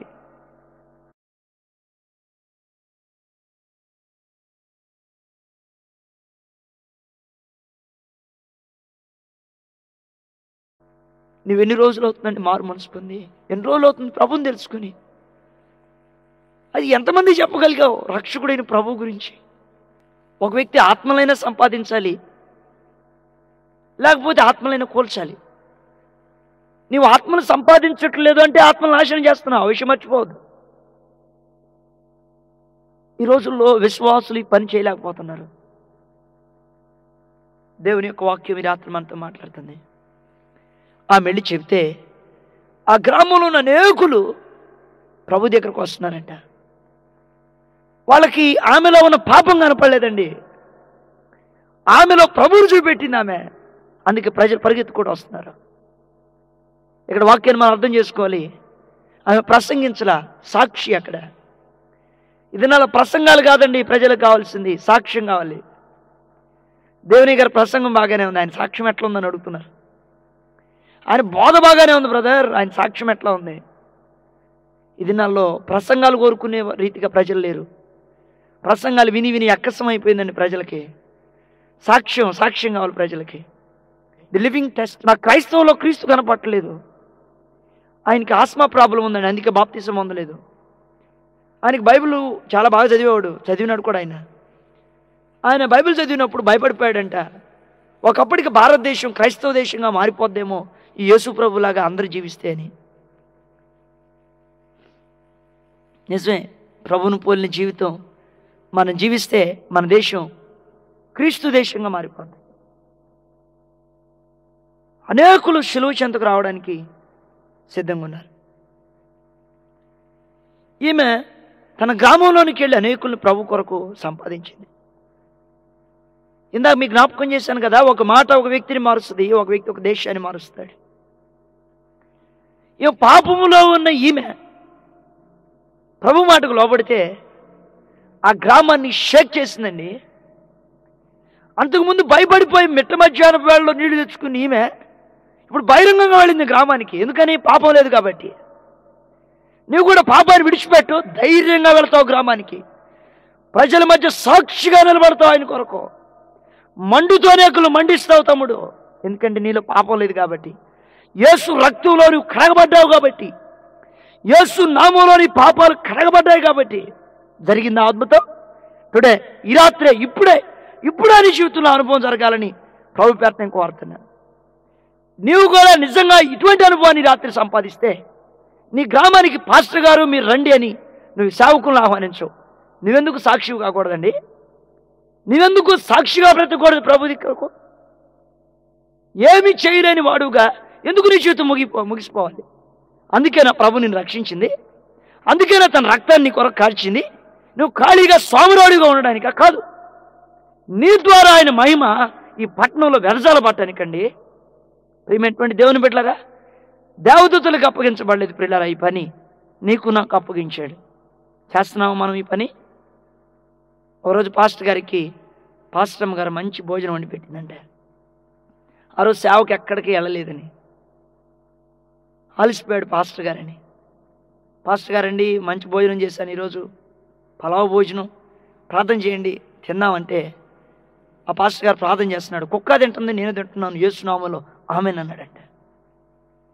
పాస్టర్ గారు కోపం వచ్చింది. ఇదేంటయ్యా, మంచి భోజనం ఏర్పాటు చేస్తే కుక్క తింటుంది, నేను తింటున్నాను, యేసు నామములో ఆమేన్ అన్నావు. అప్పుడు చెప్పాడంట, అమ్మా ఆ కుక్కకు పెడితే ఈరోజు మురిగేదమ్మా, అది దొంగలను పట్టుకుంటుంది, మౌనంగా ఉండదు. నాకు పెట్టడం వల్ల ఉపయోగం ఏంటి? ఈరోజు ఎవరికి నేను వాక్యం చెప్పలేదు కదా. ఎంత భారం ఉందండి ఆ సేవకునికి. 102 కోట్ల కంటే ఎక్కువ మంది భారతీయులు ఉన్నారండి మన దేశంలో. 7 లక్షల గ్రామాలు ఉన్నాయండి భారతదేశంలో. ఒక్కసారి కూడా ఆయన పేరు విన్న ప్రజలు ఉన్నారు. నీకుందా ఇటువంటి భారం? నీకుందా నీ హృదయంలో ఇటువంటి వేదన? భారతీయుల కొరకు ప్రతిజ్ఞ మాత్రం చేశావు, భారతదేశము నా మాతృభూమి, భారతీయులందరూ నా సహోదరులు, నేను భారతదేశంను ప్రేమిస్తున్నాను. సిగ్గులేదని ఆ మాట చెప్పడానికి? నేను భారతదేశంను ప్రేమిస్తున్నాను. ప్రేమిస్తే ప్రాణం పెడతామండి, ప్రేమిస్తే పని చేస్తాం. మాటలతో సరి చెప్పుకునేది కాదండి ప్రేమ, అది క్రియలతో కూడిందై ఉంటుంది. నిజంగా నువ్వు భారతదేశాన్ని ప్రేమిస్తే భారతదేశం అగ్నికి సిద్ధంగా ఉందండి, నరకానికి సిద్ధంగా ఉంది. కోట్లాది మంది భారతీయులకు యేసు గురించి తెలియదండి. మరి ఎంతమందికి వెళ్ళి వార్త చెప్పావు? ఇదే పట్టణంలో విని విని రాటు తెలిపి కూర్చున్నావండి. నీ పక్కింటోడికి చెప్పు ఏం క్రైస్తవుడు అయ్యా నీవు, నీ తోటి వారికి చెప్పు యేసు గురించి. అదేనా నీ క్రైస్తవ్యం? అదేనా దేవుడు మెచ్చుకునేటువంటి భక్తి? నా మాటలు ఈ రాత్రి మీకు కొంచెం కష్టంగా ఉన్నట్టే అనుకున్నాను. ప్రేమైనటువంటి దేవుని బిడ్డలారా, అయినప్పటికీ నన్ను దయచేసి మన్నించండి. నా హృదయంలో ఉన్న భారాన్ని బట్టి రాత్రి మీతో వాక్యం పంచుకుంటున్నాను. మీరు ప్రభు పని చేయాలని. ఇది ఒక్కరు చేస్తే అయిపోదండి, ఒక్కరు చేస్తే అయిపోదు. మరి కోట్లాది మంది ప్రభు వైపుకు తిప్పబడాలి అంటే నీవు నేను మనందరం కలిసి పనిచేయాలి. ఈ రాత్రి ఇంకొక మాటను నేను మర్చిపోయానండి, ప్రభు జ్ఞాపకం చేస్తున్నాడు. 9వ వచనం అంటది, అయ్యా యూదులు సమరయులు సంగతించారయ్యా. ఆమె విభజిస్తుందండి, కట్టుబాట్ల గురించి చెప్తుంది. ఈ దినాల్లో అనేక మంది ఇలాగ ఉండిపోయారండి. బ్రదర్ మీది మెథడిస్ట్, మాది పెంతెకోస్త్, మాది సిఎస్ఐ, మాది లూథరన్. కొన్ని సంఘాలకు చెందినటువంటి వ్యక్తులు వందనాలు కూడా చెప్పుకోవట్లేదండి ఈ దినాల్లో. దుఃఖకరం అండి. నేను మీకు ఒక మాట చెప్తాను. ఆంధ్రప్రదేశ్లో సువార్థీకరణ ఎలా జరిగిందో 1841లో మొట్టమొదటి హయ్యర్ ద్వారా గుంటూరుకి లూథరన్ సంఘం ప్రారంభించడానికి వచ్చాడు. అప్పుడు స్టోక్స్ ద్వారా అనేటువంటి వ్యక్తి గుంటూరు జిల్లా కలెక్టర్గా పనిచేస్తున్నాడు. ఆయన 3 దినాలు బాపట్ల దగ్గర సూర్యలంకలో ఉపవాసం ఉండి ప్రార్థన చేసి దేవుని యొక్క వాక్యాన్ని చేతబోటుగా నేను వచ్చాడు. అయితే తెలంగాణలో మెథడిస్టులు పనిచేశారు. సిఎస్ఐ వాళ్ళు ఏలూరు లేక రాజమండ్రి ఆ ప్రాంతాల్లో పనిచేశారు. కెనడియన్ బ్యాప్టిస్టు వైజాగ్, విజయనగరం, శ్రీకాకుళంలో పనిచేశారు. అమెరికన్ బ్యాప్టిస్ట్ వాళ్ళు నెల్లూరు, ప్రకాశం జిల్లాల్లో పనిచేశారు. వీళ్ళందరూ ఒకసారి ఒక చిన్న మీటింగ్ పెట్టుకొని ఆ మీటింగ్లో లూథరన్ సేమ మేము గుంటూరులో పనిచేస్తామని చెప్పారు. సిఎస్ఐ వాళ్ళు ఈస్ట్ వెస్ట్ గోదావరిలో పనిచేస్తామని చెప్పారు. మెథడిస్ట్ వాళ్ళు తెలంగాణలో పనిచేస్తామని చెప్పారు. ఇలాగ అందరూ ఎవరికి వారు కలిసి కూర్చొని, అయ్యా నువ్వు ఈ ప్రాంతంలో పనిచేయి, నేను ఆ ప్రాంతంలో పనిచేస్తాను, ఇలాగా విభజించుకొని ఆంధ్రప్రదేశ్ని స్వార్థ నింపారండి. అలాగా కలిసి కూర్చొని మాట్లాడి దేవుని యొక్క వాక్యాన్ని ప్రకటిస్తే ఆంధ్రప్రదేశ్లో, ఇప్పుడు ఆంధ్రప్రదేశ్లో అత్యధికమైన క్రైస్తవులు గుంటూరు జిల్లాలో ఉన్నట్టుగా మనం చూస్తున్నాం. మీరు ఆలకిస్తున్నారు కదా. ఈ దినాల్లో నువ్వు ఆ సంఘం, నేను ఈ సంఘం అని విమర్శించుకోవద్దు. మనం అలాగే చెప్పుకుంటూ వలన దేవుణ్ణి ఎరగని ప్రజలు ప్రభు దగ్గర రాలేకపోతున్నారు. నా 2 చేతులు జోడించి మీకు మనం చేస్తున్నా, ఏ సంఘాన్ని విమర్శించొద్దు, ఏ సేవకుని విమర్శించొద్దు. ప్రభు విమర్శించడానికి మనం పిలవలేదండి. ఒకరొకరు లోపాలను చూసుకోవడానికి ప్రభు మనం పిలవలేదు. సిలువ ఎద్దుకు రాని ప్రజల కొరకు ప్రార్థించడానికి ప్రభు మనల్ని ఏర్పాటు చేసుకున్నాడు. నీళ్ళు కంట్లో దూలం పెట్టుకుని ఎదుటివారి కళ్ళలో నలుసేలాగా చూస్తావు, చూడొద్దండి. ఏ సేవకుని విమర్శించొద్దు, దేవునికి ఇష్టం కాదు. ఒకవేళ మీకు ఇష్టం లేకపోతే ప్రార్థన చేసి మానేసి ఇంకో సంఘానికి వెళ్ళండి. కానీ సేవకుల మీద మాత్రం బురద చల్లొద్దు. సంఘ కట్టుబాట్లు మాత్రం మీరు ఎప్పుడు విమర్శించొద్దు. అది దేవునికి ఇష్టం కాదు, అది దేవునికి ఇష్టం కాదు. ఈమె ఆ గ్రామంలోనికి వెళ్ళింది. ఒక మాట ఒక వ్యక్తిని మార్చింది కదా. ఆ వ్యక్తి ఆ గ్రామాన్ని మార్చింది కదా. పిల్లరా, హయ్యర్ ద్వారా గుంటూరుకు వచ్చేటప్పుడు 70 సంవత్సరాల ముసలాయన, పళ్ళుడిపోతున్నాయి. అప్పుడు అందరూ అన్నారంట, 70 సంవత్సరాల ముసలోడు నువ్వేం చేస్తావయ్యా అని. ఆయన అన్నాడంట, దేవుని కొరకు నేను ఏదైనా చేస్తానని. ఆ 70 సంవత్సరాల ముసలాయన గుంటూరుకు వస్తే స్ట్రోక్స్ ద్వారా సాగిలపడి నమస్కరించాడంట. హయ్యర్ ద్వారా పాదాల మీద పడిపోయి. అంటే అంత మంచి సాక్ష్యం ఉందో. ఆ హయ్యర్ దొరలో ఏం కనపడిందో స్ట్రోక్స్ దొరకి ప్రభువుని చూస్తుంటాడని నేను అనుకుంటున్నా. ఆయన 70 రోజుల్లో హయ్యర్ దొర సేవలో 70 మందికి బాప్తీసాలు ఇచ్చాడండి. 3 స్కూల్స్ కట్టాడు. నల్లపాడు, కొత్తపేట, ఇంకొక స్థలంలో 3 స్కూల్స్ కట్టబడ్డాయి. 70 రోజుల్లో 3 స్కూల్స్ కట్టి 70 మందికి బాప్తీసాలు ఇస్తే ఎన్ని సంవత్సరాలు అవుతుంది పాస్టర్ గారు మీరు సేవకు వచ్చి? ఎన్ని సంఘాలు కట్టారు? పక్క గ్రామానికి వెళ్ళారా? నేను మిమ్మల్ని ఎవరిని విమర్శించట్లేదు. ఈ రాత్రి మీటింగ్కి వచ్చిన మీ అందరికీ ఒక సలహా ఇవ్వాలనుకుంటున్నాను నేను. మీరు ఏమనుకోకపోతే, చేస్తానన్న వాళ్ళందరూ చేతులు ఎత్తే వాళ్ళకి చెప్తాను ఈ మాట. చాలామంది చేతులు ఎత్తినట్టు కనపడ్డారు నాకు. సరే అంటే నా మాట చాలామంది వింటున్నారు, చేయడానికి కూడా సిద్ధంగా ఉన్నారు. దేవునికి స్తోత్రం కలుగును గాక. హల్లెలూయా. ఏమి లేదండి, పాస్టర్లకు మాత్రం కొంచెం భోజనం తక్కువ పెట్టండి. మీ పిల్లల కంటే తక్కువ పెట్టండి. ఎందుకంటే తిని తిని తిని మాకు బొజ్జలు పెరిగిపోతున్నాయి. ఈ బొజ్జ పెరగటం వలన మోకరించలేకపోతున్నా, ప్రార్థన చేయలేకపోతున్నాం. మొన్న ఈ మధ్య ఒక చిన్న అమ్మాయి వాళ్ళ తాతగారు పాస్టర్ గారి పొట్ట మీద కొట్టి, తాతయ్య అబ్బాయి ఉన్నాడా అమ్మాయి ఉందా లోపల అని అడిగిందంట. వాళ్ళమ్మ కొద్ది నెలల క్రితమే ప్రసవించింది. అంటే వాళ్ళ అమ్మ గర్భిణీగా ఉండడం అమ్మాయి చూసింది. పాపం తాతయ్య కూడా పాస్టర్ గారు కూడా గర్భిణీగా ఉన్నాడేమో భ్రమపడింది. చిన్నపిల్లలను భ్రమ పెట్టద్దండి పిల్లరా. దానియేలు మాంసాహారి కాదు, శాకాహారి. ఆ విషయం మర్చిపోయేవద్దు. దానియేలు ఆహార పదార్థాల కొరకు అరువులు చాచలేదు, దేవుని రాజ్యం కొరకు అరువులు చాచాడు. మనం కూడా అలాగే ఉండాలని ప్రభు పేరుని మనం చేస్తున్నాం. సేవకులైనటువంటి వారు నా మీద ఏ విధమైనటువంటి ద్వేషం పెంచుకోవద్దండి. ఇంతమంది నశించిపోతుంటే మనం వ్యర్థమైన తిండి కొరకు దేవుని సేవను పాడు చేసుకోవద్దు. కొంచెం తక్కువ తిందాం, ఆరోగ్యాన్ని కాపాడుకొని ఎక్కువ సంవత్సరాలు ప్రభు కొరకు జీవించి మన దేశాన్ని ప్రభు చేతుల్లో పెడదాం. అటువంటి భాగ్యం ప్రభు మనకి ఇచ్చాడు, దాన్ని సద్వినియోగం చేసుకుందాం. సమరయ స్త్రీ ఆ గ్రామాన్నే కదిలించింది. ఆ గ్రామంలో అనేకులు ప్రభు దగ్గరకు వచ్చారు. ఈ రాత్రి చివరికి నేను ముగించబోతున్నా. ఒక్కసారి దయచేసి అందరూ లేచి నిలబడినట్లయితే ప్రార్థన చేసుకున్నాం. మీ పక్కన వారిని చూడొద్దు, మీ ఎదుట ఉన్న వారిని చూడొద్దు. మిమ్మల్ని సృష్టించిన సృష్టికర్త ఈ రాత్రి తన వాక్యం ద్వారా నీతో నాతో మాట్లాడుతూ ఉన్నాడు. ఆకాశం వైపు చేతులెత్తి ఒకసారి మన యథార్థమైన జీవితం ఆయనతో చెబుదాం. మనం ఏ స్థితిలో ఉన్నామో పరీక్ష చేసుకుందాం. ప్రభువా, ఫలించే స్థలాలకు దగ్గరగా ఉండి ఎండిపోయానయ్యా. లోతైన వర్తమానం లేని మారుమనసు లేని స్థితిలో ఉన్నాను. ఆరాధించిన వారు ఆరాధించవలసిన స్థలాలు, ఆరాధిస్తున్న స్థలాలు తెలిసి నేను ఆరాధించలేని వానిగా ఉన్నాను. ప్రభువా, చూస్తే చరిత్రలు చెప్పే జ్ఞానం ఉంది కానీ పాపంలో జయం లేదు. ప్రభువా, ఒక చేతిలో బైబిల్ ఉంది కానీ నా గుండెల్లో పాపం నివాసం చేస్తుంది. ప్రభువా, ఈ స్థితిలో నీ ఎదుటికి వస్తున్నానయ్యా, నన్ను కడిగి నీ రక్తంలో శుద్ధీకరించమని ఆయన పాదాలు పట్టుకోవడానికి ఈ రాత్రి నువ్వు ఇష్టపడితే, నువ్వెవరో సత్యం ఆయనతో చెప్పగలిగితే, నువ్వు ఎలాగొచ్చావో అలాగే తిరిగి వెళ్ళవు. సాక్షిగా వెళతావు, స్వార్థికురాలుగా వెళతావు. నీ గ్రామాన్ని ప్రభు కొరకు సంపాదించాలనే భారంతో వెళతావు. ఒకవేళ నువ్వు అలాగ ఉండాలని ఆశపడితే ఈ రాత్రి ఉన్న స్థలంలో నీ కుడి హస్తం పైకెత్తి చూపించు. నీ కొరకు నేను ప్రార్థన చేస్తాను. ఎత్తబడిన చేతులను ఈ రాత్రి మేము ప్రభు చేతుల్లో సమర్పించబోతున్నాను. మహాపరిశుద్ధుడైన మా తండ్రి, ప్రేమ కలిగిన మా ప్రభువా, జీవాధిపతి, మీకు స్తోత్రమయ్యా.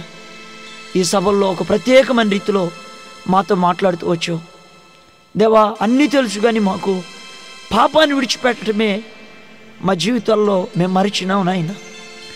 వాక్యం తెలుసు ప్రభువా, లోతైన సందేశాలు విన్నాం, చూస్తేనే చరిత్రలు చెప్పే జ్ఞానం ఉంది నాయన.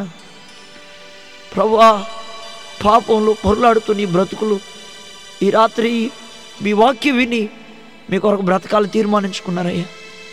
ఎత్తబండి చేతులు మీ చేతులు సమర్పిస్తున్నాను ప్రభువా. తిరిగి వారి గ్రామాలకు ఆత్మలు సంపాదించాలనే భారంతో వెళ్ళి కృప చూపించండి. కడ వరకు సాక్షులుగా వారు బ్రతుకున్నట్లుగా ఆశీర్వదించండి. మండే గౌన్లుగా, మండే పొదలుగా వారిని చేయండి. వారు ఉన్న స్థలాలు మందిరాలుగా మార్చునాయన. వారు ఉన్న ప్రాంతాలు మీ కొరకు పట్టబడినట్లుగా కృప చూపించు. వారి జీవితాలు మీ కొరకు కడవరకు మనడానికి సహాయం చేయి. చీకటి అంధకార శక్తులను నజరేయుడైన యేసునామములో బంధించాజ్ఞాపిస్తూ ఎత్తబండి చేతులు మీ చేతులు సమర్పిస్తూ యేసునామములో వేడుకొని ప్రార్థన చేస్తున్నాను తండ్రి. ఆమేన్, ఆమేన్, ఆమేన్.